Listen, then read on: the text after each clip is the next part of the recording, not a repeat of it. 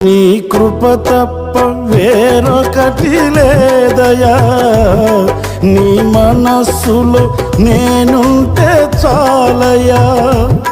బహుకాలముగా నేనున్న స్థితిలో నీ కృప నాయడ చాలునంటివే. నీ అరచేతిలో నన్ను చెప్పుకుంటివి, నాకేమి కోదువా.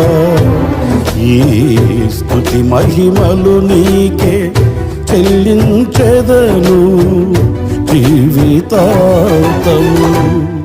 ఘనమైనవి స్థిరమైనవి, ఘనమైనవి నీ కార్యములు నా ఎడల. స్థిరమైనవి నీ ఆలోచనలు నా యేసయ్యా. ఘనమైనవి